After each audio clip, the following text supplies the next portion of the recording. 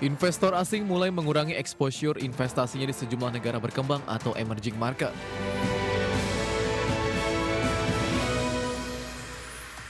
Investor asing mulai mengurangi exposure investasinya di sejumlah negara berkembang atau emerging market. Tiga faktor utama yang dinilai mendorong fenomena tersebut, yakni sikap The Fed yang lebih hawkish, guncangan harga energi, serta sentimen risk off di tengah tingginya ketidakpastian geopolitik global. Investor asing mulai mengurangi exposure investasinya di sejumlah negara berkembang atau emerging market. Fenomena ini tercermin dari meningkatnya arus keluar modal asing di berbagai negara, termasuk India dan Indonesia. India menjadi salah satu negara yang mencatatkan pembalikan arus modal cukup signifikan. Negara tersebut mencatatkan arus keluar modal bersih sebesar 2,4 miliar dolar Amerika Serikat pada Mei 2026, berbanding terbalik dengan arus masuk modal bersih sebesar 3,7 miliar dolar Amerika Serikat pada Mei 2025. Salah satu pemicu derasnya arus keluar modal tersebut adalah aksi jual investor portofolio asing atau foreign portfolio investor. Fenomena serupa turut membayangi pasar keuangan Indonesia. Arus keluar modal asing masih menjadi salah satu tekanan utama di pasar domestik yang tercermin dari kenaikan imbal hasil surat berharga negara. Yield SBN tenor 10 tahun tercatat berada di level 7,37% per 24 Juli 2026, naik 1,89% dalam sepekan terakhir dan melonjak 13% secara tahunan. Kenaikan yield ini mengindikasikan investor asing meminta imbal hasil yang lebih tinggi sebagai kompensasi risiko untuk masuk ke pasar Indonesia. Managing Director Research Samuel Sekuritas Indonesia, Harisu mengatakan fenomena capital outflow saat ini terjadi secara meluas di berbagai pasar negara berkembang. Setidaknya ada 3 faktor utama yang mendorong tren tersebut. Pertama, sikap The Federal Reserve yang tampil lebih hawkish. Kedua, guncangan harga energi akibat memanasnya konflik di kawasan Timur Tengah. Ketiga, sentimen risk off di tengah tingginya ketidakpastian geopolitik global. Berbagai sumber IDX Channel.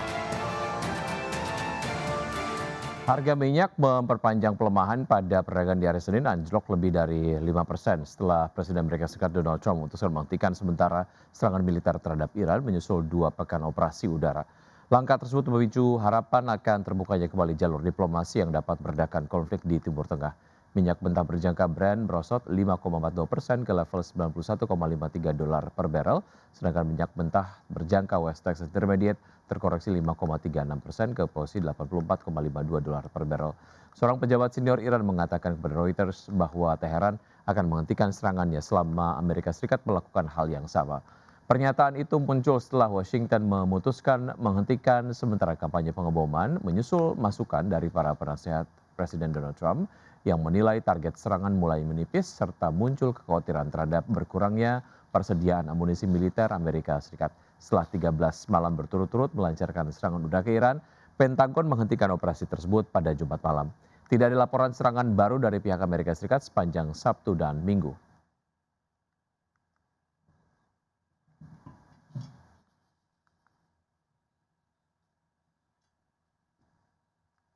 Anak usaha PT Jababeka Tbk resmi mengalihkan sebagian kepemilikan saham di PT Rumah Prima Sehat ke 3 entitas internal grup. Ya, transaksi pengalihan saham bernilai total 2,16 miliar rupiah dilakukan untuk penataan struktur bisnis. Anak usaha PT Jababeka Tbk yakni PT Graha Buana Cikarang atau GBC mengalihkan sebagian kepemilikan sahamnya di PT Rumah Prima Sehat atau RPS. Berdasarkan keterbukaan informasi di Bursa Efek Indonesia pada Jumat 24 Juli 2026, nilai transaksi pengalihan saham tersebut mencapai 2,16 miliar rupiah. Saham dialihkan kepada 3 entitas internal yakni PT Jababeka Infrastruktur, PT Cikarang Inland Port, serta PT Padang Golf Cikarang. Ketiga perusahaan penerima bersama Graha Buana Cikarang merupakan entitas terkendali yang seluruh sahamnya dimiliki Jababeka. Dalam transaksi ini, Jababeka Infrastruktur, Cikarang Inland Port, dan Padang Golf Cikarang masing-masing memperoleh 720 saham. Jumlah tersebut setara dengan 18% porsi kepemilikan saham pada PT Rumah Prima Sehat. Adapun nilai pengalihan saham untuk setiap transaksi disepakati sebesar 720 juta rupiah. Manajemen menjelaskan penataan ulang struktur yang dilakukan agar pengelolaan dan pengembangan bisnis dapat berjalan lebih optimal. Manajemen menegaskan bahwa langkah ini tergolong sebagai transaksi afiliasi karena melibatkan perusahaan terkendali dalam satu grup. Kendati demikian, transaksi internal ini dipastikan tidak memberikan dampak material negatif terhadap kondisi keuangan perseroan. Selain itu, kegiatan operasional, aspek hukum, serta kelangsungan usaha PT Jababeka Tbk dipastikan tetap berjalan normal. Adapun restrukturisasi internal ini diharapkan mampu memperkuat fokus bisnis masing-masing anak usaha ke depan. Berbagai sumber IDX Channel. PT Indo Internet Tbk menyuntikkan tambahan modal sebesar 25 miliar rupiah kepada anak usahanya PT Digital Gayana Ekatama. Langkah strategis ini dilakukan di tengah proses penarikan diri perseroan dari Bursa Efek Indonesia secara sukarela. PT Indo Internet Tbk mengucurkan tambahan modal senilai 25 miliar rupiah untuk mendukung pengembangan bisnis anak usahanya. Melansir keterbukaan informasi Bursa Efek Indonesia pada Jumat 24 Juli 2026, transaksi ini dilakukan kepada PT Digital Gayana Ekatama. Perseroan tercatat menguasai 99,99% saham pada anak usaha tersebut sehingga transaksi tergolong antar entitas terkendali.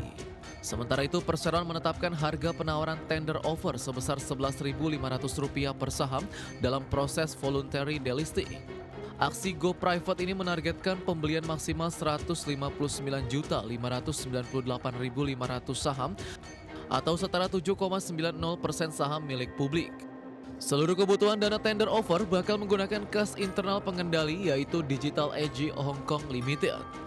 Saham berkode EDG telah mengalami penghentian sementara perdagangan di seluruh pasar sejak 10 Februari 2026. Suspensi perdagangan tersebut diajukan manajemen menyusul permohonan pembatalan pencatatan saham secara sukarela dari bursa. Langkah delisting ini dipicu oleh integrasi operasional regional, kebutuhan pendanaan pasar modal yang rendah, serta sepinya likuiditas perdagangan. Berbagai sumber IDX Channel. Pemirsa, PT Wahana Interfood Nusantara Tbk atau KOKO berhasil meraup dana segar hingga 1,2 triliun rupiah melalui aksi right issue. Ya, dana ini akan digunakan untuk mendukung ekspansi usaha serta memperkuat transformasi perseroan menjadi perusahaan FMCG berskala regional. PT Wahana Interfood Nusantara Tbk berhasil menyerap seluruh saham yang ditawarkan dalam right issue putaran ketiga.